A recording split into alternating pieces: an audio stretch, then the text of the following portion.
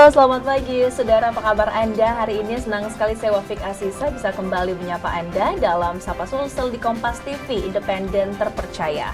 Saudara, semakin banyak jumlah penduduk di sebuah kota, semakin besar pula sampah yang dihasilkan, termasuk di kota Makassar. Dibutuhkan upaya pemerintah untuk dapat mengatasi masalah sampah dan tentu harus didukung oleh seluruh masyarakat. Momentum Hari Peduli Sampah yang diperingati setiap 21 Februari seharusnya dapat meningkatkan kesadaran akan pentingnya menjaga kebersihan. Lantas, apa saja kemudian upaya untuk menangani masalah sampah di Kota Makassar dan apa rangkaian acara peringatan Hari Peduli Sampah di tingkat Kota Makassar? Untuk membahasnya lebih jauh sudah hadir dua narasumber kami di studio Kompas TV Makassar hari ini. Yang pertama langsung saja kita sapa ada Ibu Bau Aseng, Kepala Bidang Persampahan Limbah dan Berbahaya dan Beracun Dinas Lingkungan Hidup Kota Makassar. Selamat pagi Bu Aseng. Pagi Bu. Salam sehat ya Bu ya. Sehat. Baik, selain Ibu Aseng dari Dinas Lingkungan Hidup Kota Makassar juga hadir bersama kami ada Bapak Ahmad Yusran, praktisi dan juga pemerhati lingkungan. Selamat pagi Pak. Selamat pagi. Apa kabar Pak hari ini? Alhamdulillah sehat walafiat. Alhamdulillah sehat. Salam sehat Bapak dan juga Ibu. Kita akan membahas nih Bu, terkait dengan masalah yang kemudian sering begitu dihadapi oleh kota-kota besar terkait dengan permasalahan sampah. Baik, saya ke Ibu Aseng terlebih dahulu. Bisa dijelaskan Ibu terkait sejauh ini seperti apa kemudian penanganan terkait dengan pengolahan sampah yang sudah dilakukan oleh pemerintah Kota Makassar? Ya, terima kasih. Jadi pertama-tama saya jelaskan bahwa di Kota Makassar ini kita dengan saat ini jumlah penduduk 1,5 juta penduduk di Kota Makassar, kita menghadapi sejumlah sebenarnya bukan permasalahan sih sebenarnya, karena jumlah sampah kita saat ini yang masuk ke TPA Tamangapa itu per harinya itu sekitar 800 ton. Ya, jadi ini sebenarnya sudah menurun juga dari tahun-tahun sebelumnya. Kita pernah 1.000 ton per hari, sekarang sudah 800 ton per hari. Itu adalah residu ataupun sampah yang kadang juga belum sempat terkelola di tingkat sumber, itu sampai ke TPA Tamangapa. Kemudian kenapa kami sekarang ini sedang gencar-gencarnya mendorong masyarakat untuk mengolah sampah di tingkat sumber, karena kita berharap bahwa kondisi TPA kami yang saat ini di Kota Makassar ini sudah overload. Saat ini ketinggian sampah di sana 20 meter sampai 40 meter. Jadi memang sudah full, sudah overload, sehingga kita memang sangat mendorong masyarakat untuk bergiat-giatnya untuk memilah sampah dari sumber. Jadi sampah itu ada sampah yang organik, anorganik, ini sebaiknya seharusnya dipilah, kemudian itu bisa dijual bernilai ekonomi. Baik, itu salah satu cara yang juga dilakukan oleh pemerintah Kota Makassar untuk penanganan sampah yang berasal dari sumbernya terlebih dahulu kemudian dipilah. Saya kemudian ke Pak Ahmad. Pak, bisa dijelaskan Pak, Anda melihat dari kacamata Anda yang sebagai seorang praktisi begitu aktif di lapangan, melihat langsung bagaimana sebenarnya Pak permasalahan yang terjadi dan juga langkah konkret apa yang perlu diambil? Sederhananya seperti ini. Sebagaimana Kota Makassar adalah 7 dari kota metropolitan di Indonesia. Yang pertama adalah bagaimana mengaplikasikan dan menselaraskan bahwasanya sehat itu aset. Yang pertama kata kunci adalah mengenali dulu sumber yang akan dikonsumsi. Makanan, minuman. Lalu kedua, kemasan. Nah, kemasan ini umumnya sampah plastik ini bukan rahasia lagi. Betul. Jadi bahkan mulai perjalanan panjang dari pabrik, hulu, tengah, hilir hingga bermuara ke laut, itu fenomena yang tidak bisa dipungkiri.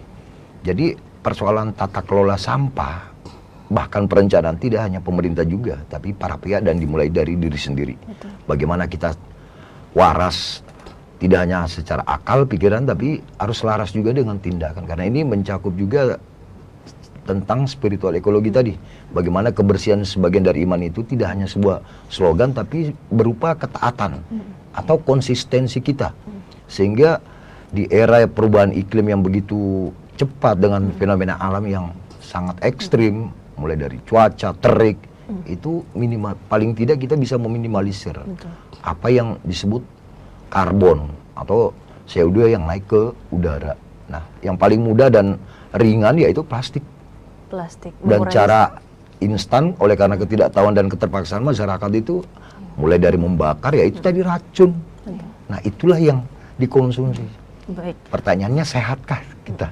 Baik, jadi yang perlu menjadi perhatian juga adalah budaya masyarakat sendiri ya, bagaimana bisa lebih memperhatikan kembali pengolahan sampah dengan baik-baik. Kalau membahas soal persampahan, sampah plastik juga begitu menjadi kekhawatiran kita. Dari pemerintah Kota Makassar, apa kemudian yang dilakukan, regulasi yang diberikan agar kiranya penggunaan sampah plastik, penggunaan plastik untuk masyarakat ini bisa dikurangi? Iya, untuk Kota Makassar kami saat ini sudah mengeluarkan peraturan wali kota terkait dengan pelarangan penggunaan kantong plastik. Jadi ini Perwali nomor 21 tahun 2023 memang baru saja di launching di bulan Desember tahun kemarin 2023, sehingga mungkin ini masih tahap sosialisasi, tetapi memang kita sudah giat-giatnya untuk mengedukasi masyarakat, khususnya kita melakukan pelarangan itu di pusat perbelanjaan, di toko modern, di pasar rakyat, rumah makan, kafe dan restoran. Jadi memang kita sudah kami di Dinas Lingkungan Hidup Kota Makassar sudah memang all out, sudah turun ke lapangan untuk melihat itu apa yang dilakukan, dan memang kita sudah menemukan beberapa kali memang masyarakatnya sudah mulai di retail-retail sudah mulai beralih dari kantong plastik ke kantong ramah lingkungan. Mulai dari kantong yang bisa didaur ulang seperti itu. Iya. Ini bisa dibilang juga bisa menjadi budaya baru kita ya, kemana-mana itu bawa kantong belanjaan. Tote bag. Baik, kalau Anda melihat sendiri Pak Ahmad, bagaimana dengan penerapan regulasi pelarangan penggunaan Saya melihatnya kantong plastik? awal sebuah babak baru. Sebagaimana Makassar, ibu kota dari Sulawesi Selatan dan gerbang timur. Karena kembali lagi di Indonesia dengan hadirnya sebuah film dokumenter yaitu Pulau Plastik Bali itu membutuhkan 5 tahun. Bali itu membutuhkan 5 tahun bagaimana proses penyadaran itu secara inklusif. Jadi mulai dari masyarakat tingkat tapak yang sama sekali tidak tahu, musisi, budayawan, seniman, dan memang kata kunci adalah regulasi dan konsistensi. Regulasi hadir tapi pengawasan secara berkelanjutan yang tidak ada. Nah ini akan melahirkan juga dampak sosial yang begitu tinggi. Jadi semisal sanksi 5.000, 50.000, 100.000. Kalau secara culture dan budaya di kawasan timur jauh lebih malu. Sebagaimana sanksi sosial. Dan tidak heran membuang sampah sembarangan banyak ditemukan dengan kalimat-kalimat yang lebih sadis, bahkan lebih nah itu tadi. Baik. Jadi kemana-mana sekarang sudah menjadi tren juga ya, kemana-mana kita bawanya tote bag, jangan pakai kantong plastik lagi, kemana-mana bawanya tumbler begitu, jangan pakai botol plastik lagi. Baik, kalau dari pemerintah Kota Makassar sendiri, infrastruktur begitu yang kemudian mendukung dalam proses pengolahan sampah sendiri saat ini seperti apa? Iya, jadi memang kita pekerjaan mengolah sampah ini kan mengendalikan sampah ini bukan tidak bisa sendiri kita. Jadi kami secara sistem ini mungkin berbeda dengan kota-kota besar lainnya di Indonesia, karena awalnya memang pengolahan sampah itu terpusat di DLH Kota Makassar, kemudian kita dengan Perwali tahun 2015 itu berpindah ke kecamatan. Jadi masing-masing kecamatan sekarang ini mengelola wilayahnya sendiri, mengelola persampahannya sendiri. Kemudian selain itu dengan perpindahan itu juga kita didukung oleh saat ini 600 bank sampah yang dikelola oleh masyarakat. Walaupun kondisi saat ini memang dari 600 itu yang aktif menjual sampahnya, sampah terpilah ini ke BSP itu sekitar 300, namun kedepannya kita akan lebih memasifkan lagi bank sampah ini supaya lebih aktif kembali. Kami didukung oleh sekitar 20 motivator, ya. Jadi ada motivator yang membantu kami mengedukasi masyarakat di tingkat bawah sehingga mereka benar-benar bisa memilah sampahnya dari rumah, mengolah sampahnya termasuk sampah organik dirubah menjadi ekoenzim atau dibuat menjadi sabun, kemudian juga minyak jelantah diolah dan sebagainya, itu pupuk kompos termasuk itu juga semuanya adalah kerja-kerja yang dilakukan oleh bank sampah unit di tingkat wilayah yang didukung oleh motivator yang kami sebar di tingkat wilayah. Baik, menarik sekali karena betul-betul langsung menyentuh masyarakat paling bawah begitu ya, supaya pengolahan bisa lebih maksimal lagi. Kita akan jeda terlebih dahulu. Saudara, kami akan lanjutkan kembali perbincangan kami masih seputar bagaimana langkah konkret begitu yang dilakukan oleh pemerintah Makassar terkait dengan pengolahan sampah di kota ini. Kami akan kembali usai jeda.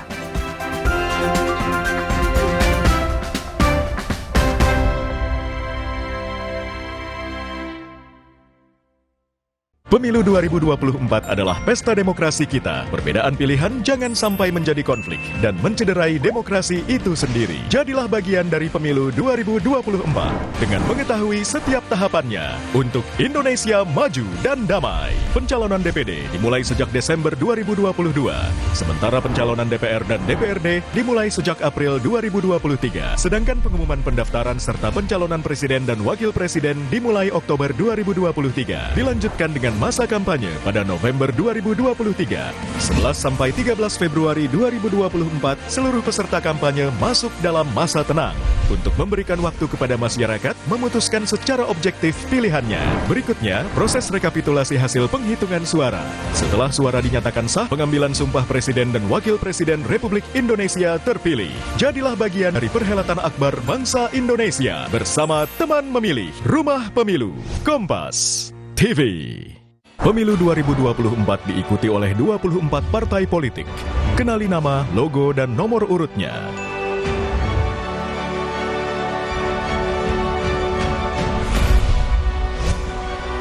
Jadilah bagian dari perhelatan akbar demokrasi negeri ini untuk Indonesia damai sejahtera. Ikuti perkembangan dan informasi terkini seputar Pemilu 2024 bersama teman memilih Kompas TV, Rumah Pemilu. Dapatkan berita dan informasi utama seputar Pemilu 2024. Ketahui serba-serbi jelang pencoblosan. Kawal prediksi hasil pemilu. Simak analisa perolehan suara para kontestan.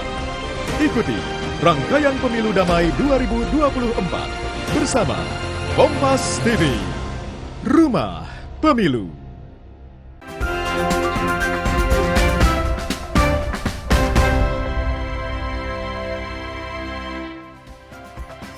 Terima kasih Anda masih bersama kami, Saudara, dalam Sapa Sulsel di Kompas TV Independen Terpercaya. Kita kembali akan membahas terkait dengan langkah besar kemudian yang bisa diambil untuk pengolahan sampah di Kota Makassar.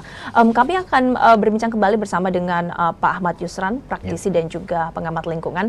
Tadi di segmen sebelumnya sempat dijelaskan oleh Ibu terkait dengan bagaimana kemudian infrastruktur dari pengolahan sampah yang ada di Kota Makassar. Anda melihat sejauh ini yang paling dibutuhkan begitu untuk mendukung peran kita, baik itu dari pemerintah dan masyarakat untuk mengatasi permasalahan sampah, apa yang paling dibutuhkan? Upaya konkret nyata itu sederhana, karena sejumlah regulasi telah hadir, mulai dari pendidikan, pariwisata, hingga kuliner.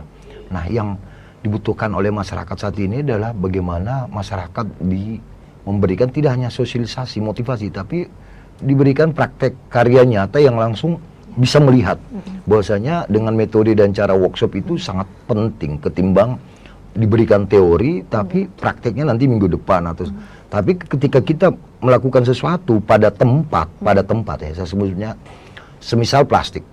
BSU Makassar telah memiliki begitu banyak, padahal sumber-sumber lain begitu banyak selain plastik, karton apa yang memang bernilai.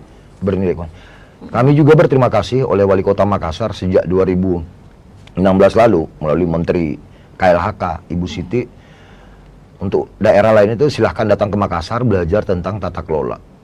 Dari perjalanan waktu 2016 ke 2021, peningkatan ekonomi kita begitu melonjak. Sebelum 2019 masuknya COVID, lonjakan timbulan sampah kita juga sangat lumayan. Dan itu ditandai dengan potret buruk TPA kita yang sudah tadi disampaikan 20-30, saya nggak tahu 20-30 dari atas permukaan laut, tapi faktanya di bulan kemarin kami membawa mahasiswa, memang masih seperti itu. Nah, apa yang menjadi solusi konkret dan akan lahirnya pembangkit sampah energi listrik ini sebuah alamat dan tanda bahwasanya potensi dari limbah plastik organik itu sudah saatnya diolah secara produktif.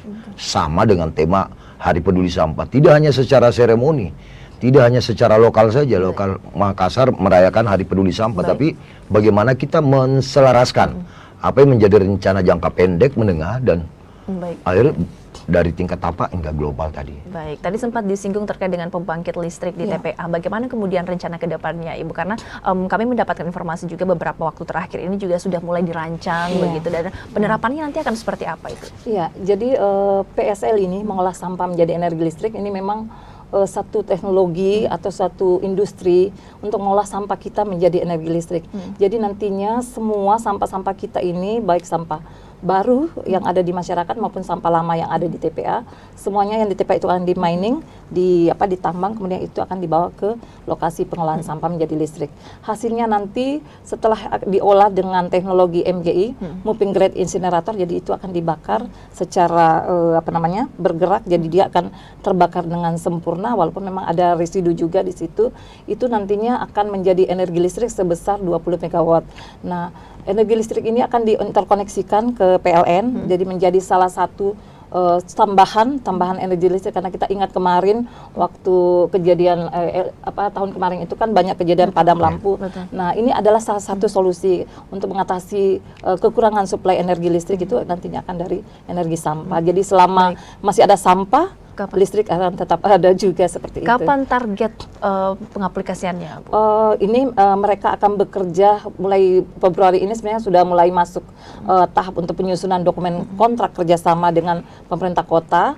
Kemudian akan masuk fase untuk menyusun perizinan-perizinan. Mungkin pertengahan tahun mereka akan sudah mulai, setelah semua perizinan itu selesai, mereka sudah mulai berkonstruksi. Jadi akan selesai itu selama 2 tahun. Perkiraan akan selesai di tahun 2026 akhir kita sudah bisa menikmati namanya PSL. Jadi semua sampai kita akan diarahkan ke sana. Baik, beberapa waktu terakhir juga sempat jadi polemik begitu untuk lokasinya sendiri, lahannya di TPA Antang. Bagaimana ke depannya itu? Iya, jadi kalau lahan di TPA Antang ini sebenarnya kan ketika kami menyeleksi, kita menyeleksi investor, kemudian dengan calon lokasinya itu, sebenarnya itu menjadi salah satu poin penilaian adalah lokasinya.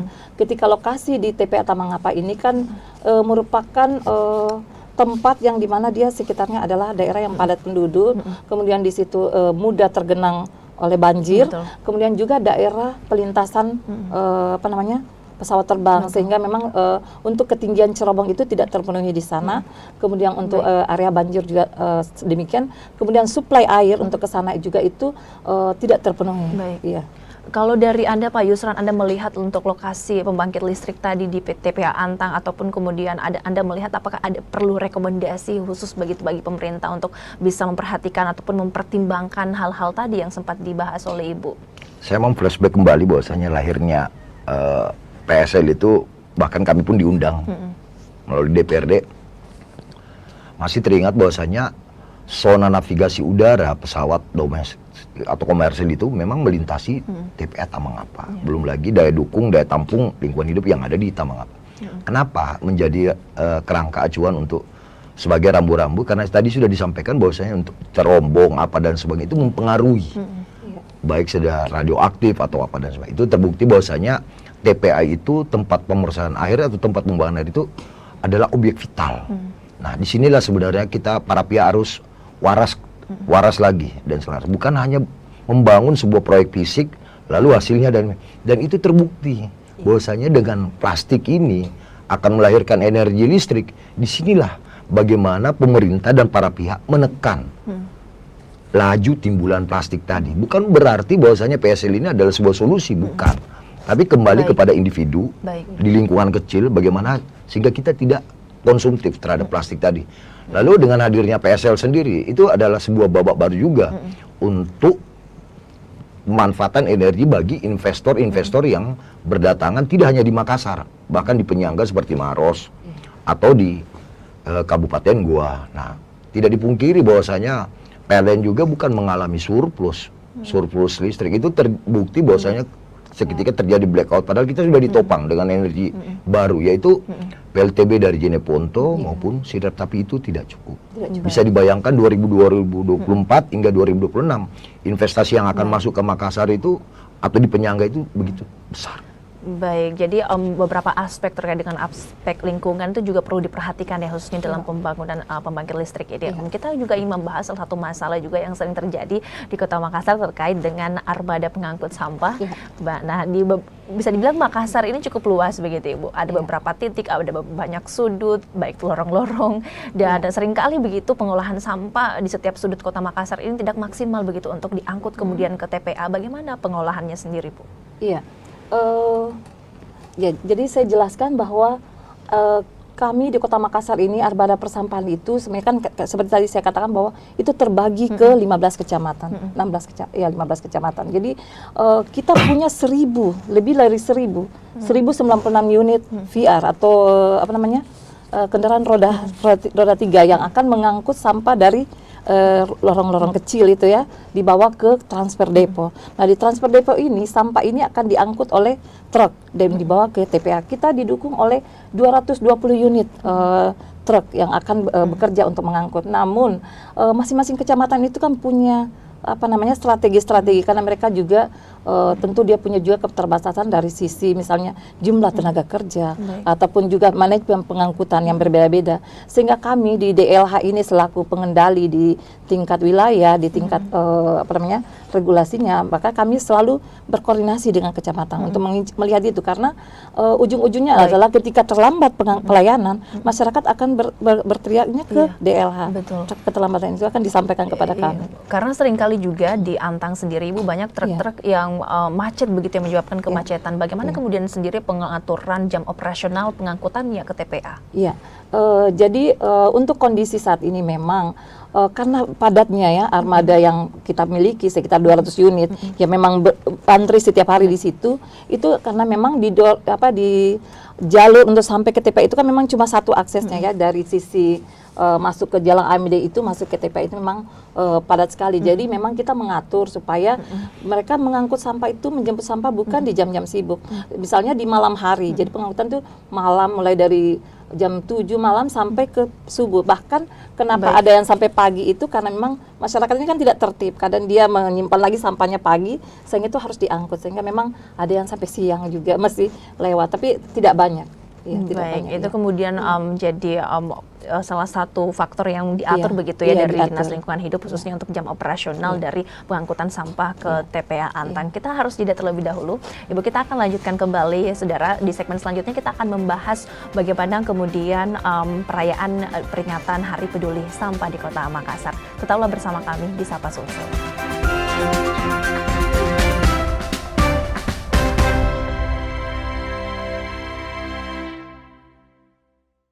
Pemilu 2024 adalah pesta demokrasi kita. Perbedaan pilihan jangan sampai menjadi konflik dan mencederai demokrasi itu sendiri. Jadilah bagian dari pemilu 2024 dengan mengetahui setiap tahapannya untuk Indonesia maju dan damai. Pencalonan DPD dimulai sejak Desember 2022, sementara pencalonan DPR dan DPRD dimulai sejak April 2023. Sedangkan pengumuman pendaftaran serta pencalonan presiden dan wakil presiden dimulai Oktober 2023. Dilanjutkan dengan masa kampanye pada November 2023. 11 sampai 13 Februari 2024, seluruh peserta kampanye masuk dalam masa tenang untuk memberikan waktu kepada masyarakat memutuskan secara objektif pilihannya. Berikutnya, proses rekapitulasi hasil penghitungan suara. Setelah suara dinyatakan sah, pengambilan sumpah Presiden dan Wakil Presiden Republik Indonesia terpilih. Jadilah bagian dari perhelatan akbar bangsa Indonesia bersama teman memilih Rumah Pemilu Kompas TV. Pemilu 2024 diikuti oleh 24 partai politik. Kenali nama, logo, dan nomor urutnya.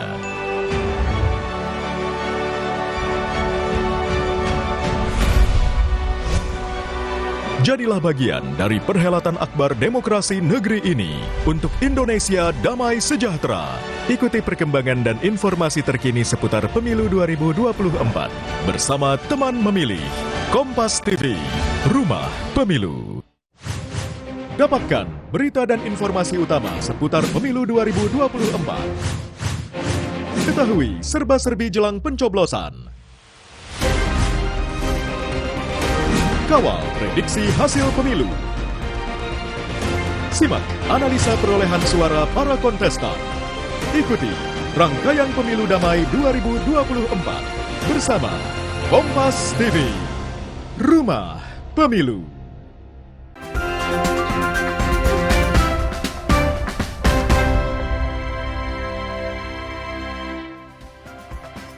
Terima kasih Anda masih bersama kami, Saudara, dalam Sapa Sulsel di Kompas TV Independen Terpercaya. Di segmen terakhir ini kita akan kembali membahas terkait dengan peringatan Hari Peduli Sampah yang setiap tahunnya diperingati pada tanggal 21 Februari 2024 tahun ini ya. Kemudian apa kemudian rangkaian kegiatan yang akan dilakukan khususnya di Kota Makassar, Ibu? Iya, HPSN di Kota Makassar ini memang kita mungkin sedikit terlambat karena memang padatnya kegiatan di Kota Makassar, namun memang tidak mengharuskan dimulai di tanggal 21 Februari sebagai puncaknya. Sebenarnya kita jadinya di tanggal 7 Maret 2024 ya. Rangkaian kegiatannya sebenarnya kita sudah mulai kemarin di hari Minggu kemarin kita lakukan dalam bentuk Car Free Day. Di situ kita melakukan kerja bakti sebenarnya juga dalam bentuk edukasi kepada masyarakat. Kita menyampaikan bahwa bagaimana kita dorong untuk tertib pembuangan sampahnya, kemudian memilah sampahnya dari sumber. Jadi kita ada sekitar 300 masyarakat yang kita libatkan di situ. Kita ada seperti itu. Kemudian juga nanti di tanggal 7 Maret nanti akan ada juga pagi itu sesinya adalah kerja bakti, kemudian siang itu adalah sesinya adalah bentuk talkshow, kemudian juga kita menghadirkan komponen-komponen masyarakat, sekitar 300 dari unsur-unsur bank sampah unit, kemudian kita menghadirkan juga dari satgas-satgas kebersihan, kita berikan mereka penghargaan. Jadi kami akan memberikan penghargaan kepada motivator terbaik, kemudian penghargaan kepada bank sampah terbaik di Anjungan Pantai Losari. Baik, di Anjungan Pantai Losari, dan ada beberapa kegiatan tadi yang sempat Anda sebutkan, dan tentunya untuk pengolahan sampah ini perlu sinergitas bersama ya, Bu, yang bisa dilakukan bersama untuk mengatasi masalah pengolahan sampah. Saya ke Pak Yusran. Pak Yusran, mungkin bisa dijelaskan juga apa kemudian pesan penting begitu yang ingin disampaikan khususnya dalam peringatan Hari Peduli Sampah ini? Pertama adalah selagi masih ada kemauan pasti ada jalan. Dan menyangkut persampahan tidak hanya pemerintah. Lagi-lagi kembali kepada diri kita.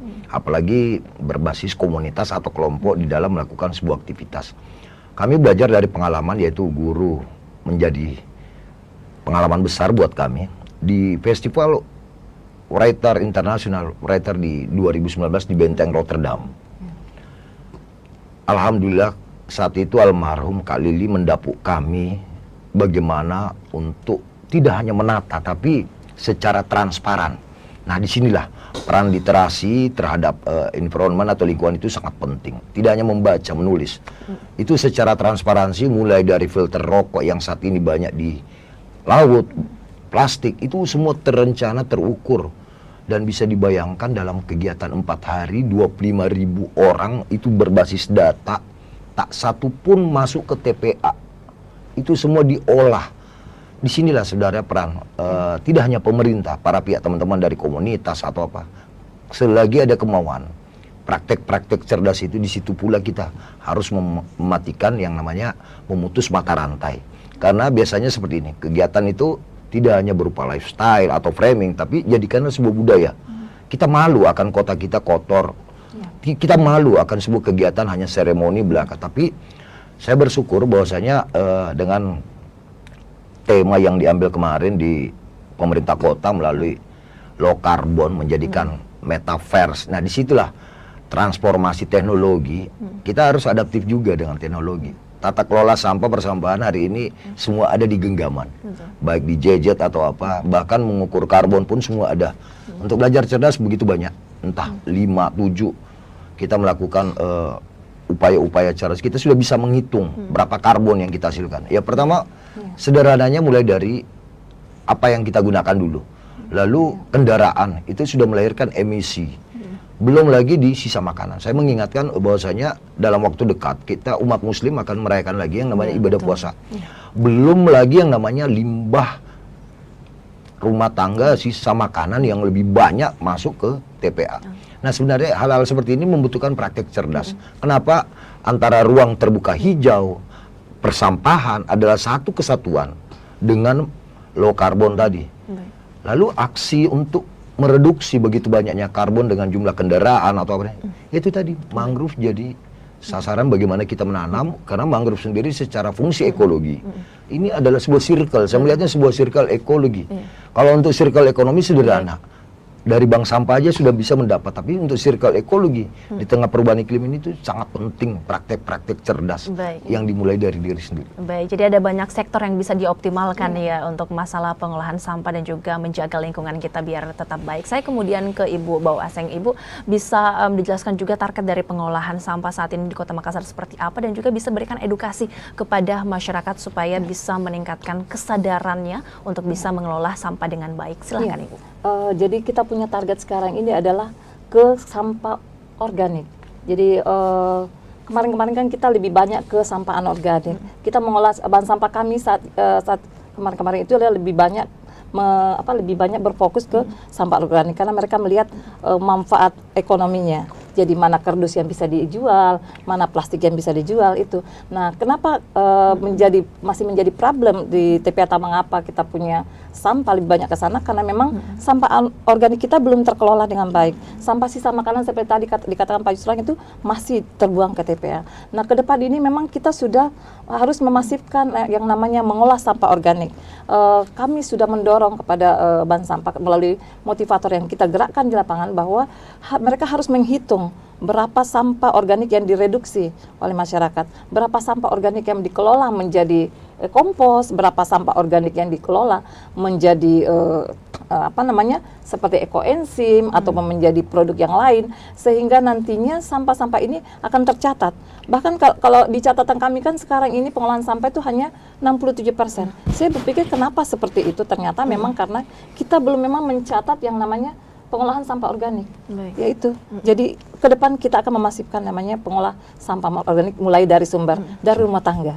Baik, dan tadi juga sempat disinggung oleh Pak Yusran bagaimana kemudian gaya hidup kita ini harus mendukung penuh bagaimana program pemerintah untuk bisa bersama-sama menjaga dan juga mengelola limbah sampah yang kita hasilkan. Mari sama-sama saudara kita mengubah gaya hidup kita dengan tidak lagi terlalu sering menggunakan sampah plastik, mengganti kantongan plastik Anda dengan tote bag, ataupun juga mengganti botol minuman Anda dengan tumbler, kemana-mana bawanya gaya hidupnya green lifestyle begitu ya. Baik, terima kasih banyak Pak Yusran sudah bergabung bersama kami. Ibu Bau dari DLH Kota Makassar, terima kasih untuk waktunya. Terima kasih juga untuk Anda saudara sudah menyaksikan Sapa Sulsel. Saya Wafik Aziza mewakili seluruh kerabat kerja yang bertugas pamit. Terima kasih, selamat beraktivitas dan sampai jumpa.